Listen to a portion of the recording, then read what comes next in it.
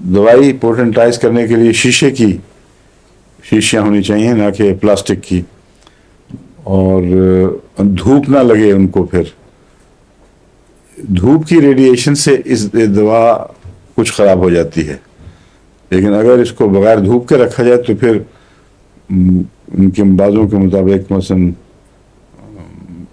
Cantt हैं, वो कहते हैं 100 साल में भी ख़राब नहीं होती।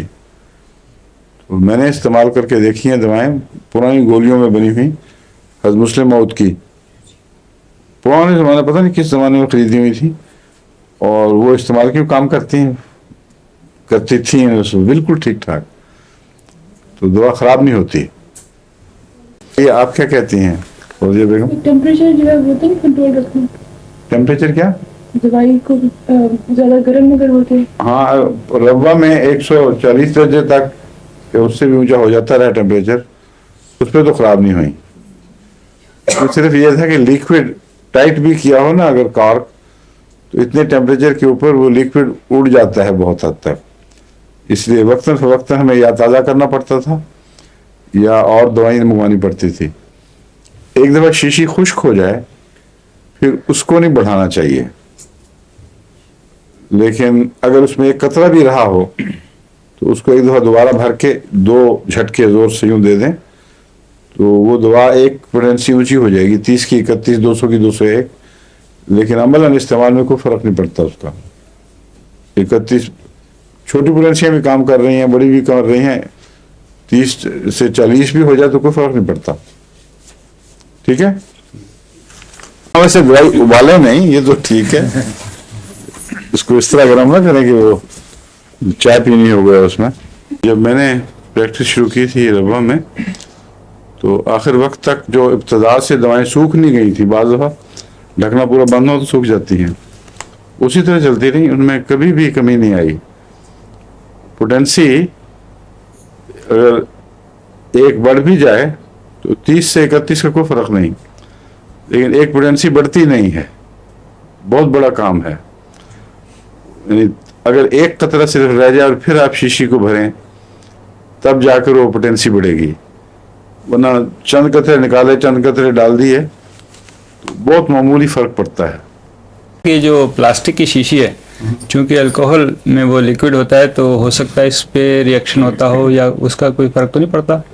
ये जो प्लास्टिक की शीशी और अल्कोहल, चूँकि उसमें अल्कोहल को प्लास्टिक की शीशी में, अल्कोहल में बनी हुई दवा को प्लास्टिक की शीशी में रखना ठीक नहीं है। और जो कहता था जो ग्रैन्यूल भी डालते हैं उसमें, ग्रैन्यूल्स का कोई फ़र्क नहीं पड़ता। हाँ जी, अच्छा। ग्रैन्यूल्स का तो हम देते ही उसमें है, डिस्पेंसरी उसमें कर रहे हैं, और कभी भी उसके खिलाफ कोई कंप्लेंट नहीं आई। जब काम करती है दवा तो फिर शक की क्या गुंजाइश है? ठीक है, वो किनारे पर सिर्फ गोली लगती है उससे, जी जी, वहाँ अगर मामूली से फर्क पड़ गया हो तो जो अंदर जज्ब हो गया है उसके, असल तो अल्कोहल नहीं है, अल्कोहल तो इवेपोरेट कर दिया जाता है, और दवा बिल्कुल उसके अंदर जज्ब होने के बाद ज़ाहिरी शक्ल में अल्कोहल का कोई निशान भी बाकी नहीं रहता, सिवाय इसके कि शुरू में फौरी बनाई जाए तो कुछ गीले रह जाती हैं।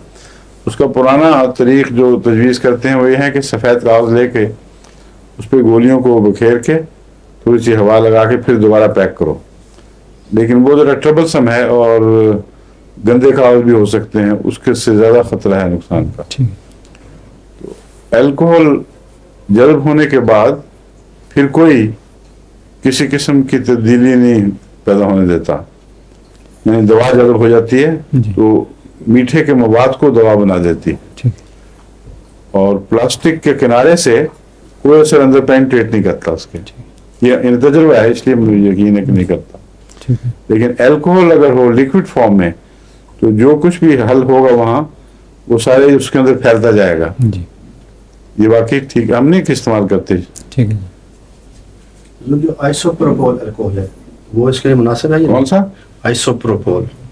वो उसमें क्या खूबी है? देखें, अल्कोहल से गरज नहीं है, असल गरज ये है कि महलूल अच्छा हो और उसके अंदर तासीर हो कि फौरन मादे को अपने सब जगह बराबर तकसीम कर दे।